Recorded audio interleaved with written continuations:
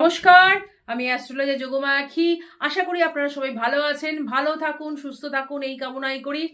আজকে একটি বিশেষ ভিডিও নিয়ে এসেছি। আগামী 23শে জানুয়ারি আমরা বাগদেবী আরাধনায় প্রত্যেকেই ব্রতী হব, এবং শুধু তাই না, 2026 সালে এই যে 23শে জানুয়ারি যে সরস্বতী পুজো বলেছে, এই সরস্বতী পুজোর দিন একটি ছোট্ট জিনিস বলে যাব, কিন্তু বৃহৎ তার ফল। যারা স্টুডেন্টরা রয়েছে তাদের জন্য আজকে এই ভিডিওটি নিয়ে এসেছি, এবং যারা যে ধরনের, কেউ সঙ্গীতের সাথে যুক্ত রয়েছেন, কেউ কবিতা লেখেন, যে যে ধরনের বিদ্যা রিলেটেড জিনিসের সাথে যুক্ত রয়েছে, তারা এই কাজটি করবেন সরস্বতী পুজোর দিন। কি করবেন? পুজো প্রত্যেকের বাড়িতেই আমাদের হবে, মণ্ডপে মণ্ডপে পুজো হবে বিভিন্ন জায়গায়। পুজোর শেষে যখন ব্রাহ্মণ পুজো করে যাবে, তারপর 3টি পলাশ ফুল নেবেন।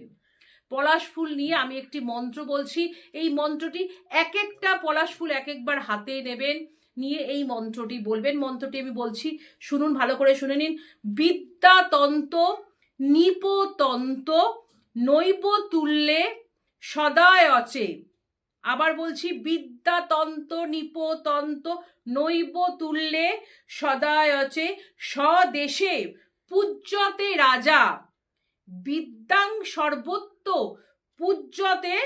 এটা বলে পলাশ ফুল একটা সরস্বতী মায়ের আপনি চরণে দেবেন। আবার আরেকটা ফুল, পলাশ ফুল নেবেন, আবার সেম এই মন্ত্রটি বলবেন, বলে আপনার মনস্কামনা জানিয়ে ওই ফুলটি মায়ের চরণে দেবেন। আবার একটা পলাশ ফুল নেবেন, নিয়ে লাস্টবার যখন মন্ত্রটা বলবেন, ওই লাস্ট পলাশ ফুলটা আপনার দু চোখে আপনি ছোঁয়াবেন, ছুঁয়ে কপালে ছুঁয়ে সরস্বতী মা চরণে দেবেন।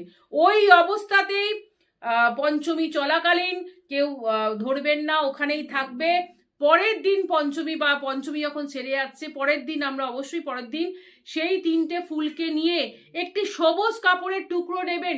সবুজ কাপড়ের টুকরোর মধ্যে ওই 3টি পলাশ ফুলকে রেখে দিয়ে আপনি আপনার পড়াশোনার জায়গায়, বা আপনি কোনো জায়গায় যাচ্ছেন পরীক্ষাস্থলে, সেই জায়গায় আপনি নিয়ে চলে যান। ভীষণ ভালো ফল পাবেন শিক্ষার্থী যারা রয়েছে। কাজে এই 2026-এ 23শে জানুয়ারি সরস্বতী পুজোটাকে কাজে লাগাতে হবে, এবং মার কাছে মনের বাসনা আমাদের জানাতে হবে। ততক্ষণের জন্য সবাই ভালো থাকবেন, সুস্থ থাকবেন। নমস্কার।